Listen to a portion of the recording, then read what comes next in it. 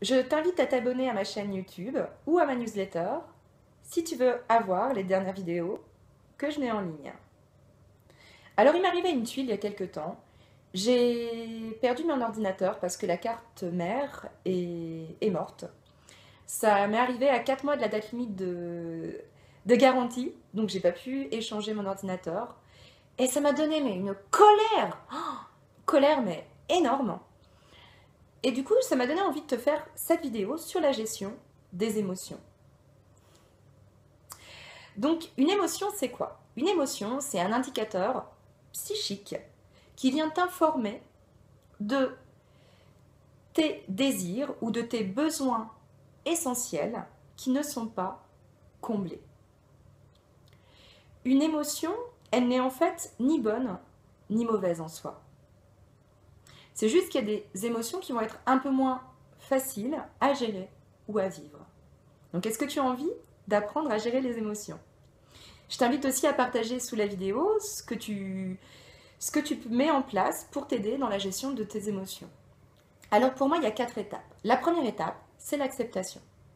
L'acceptation, ça veut dire qu'il ne faut pas chercher à nier l'émotion, à la rejeter, mais accepter et être totalement présent à l'émotion qui te traverse. Ça veut dire quoi être présent? Ça veut dire observer tes sensations corporelles, tes sensations intérieures. Observer quelles sont tes pensées. Tout ce qui émerge en même temps que cette émotion. Attention, quand je dis accepter, ça veut dire que tu dois éviter de te juger ou de te culpabiliser. Tu observes sans émettre un jugement de valeur. Pour t'aider à cette étape, il y a une phrase que tu peux répéter en mettant tes mains sur ton cœur. Donc, je prends l'émotion encore de la colère, l'exemple que j'ai donné. Je ressens de la colère. Et malgré cette émotion, je m'aime et je m'accepte tel que je suis. Deuxième étape, expression. C'est important pour pas que l'émotion se transforme en maladie, de exprimer tout ce que tu ressens afin de libérer l'émotion de ton corps, de tes cellules. Alors pour exprimer cette émotion, qu'est-ce que tu peux faire? Tu peux aller faire du sport, te trouver une activité créatrice. Tu peux aller en pleine nature et hurler à plein poumon, taper des pieds sur la terre, aller danser, courir.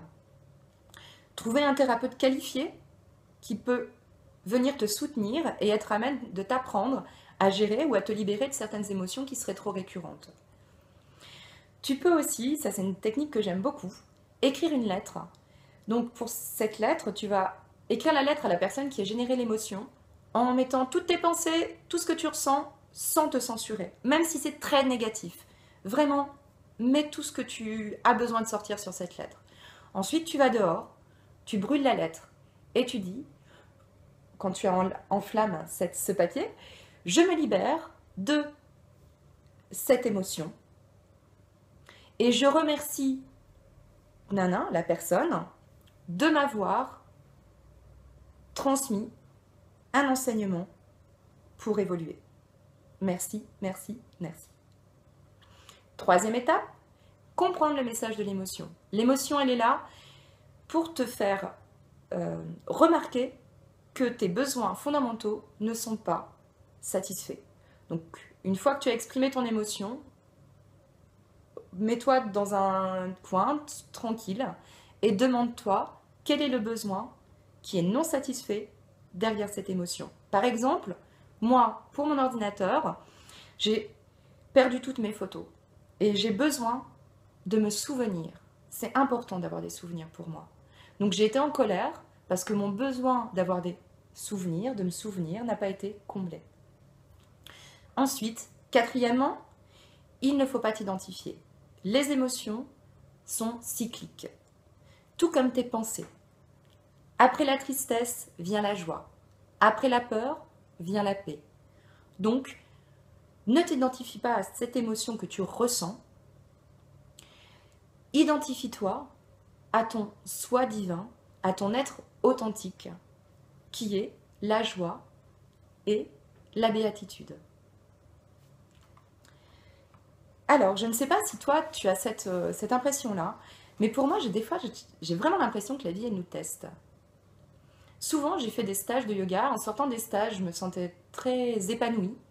Et en arrivant chez moi, j'ai une expérience qui fait que ça va me faire ressentir une émotion qui est à l'opposé de ce que j'ai vécu en stage.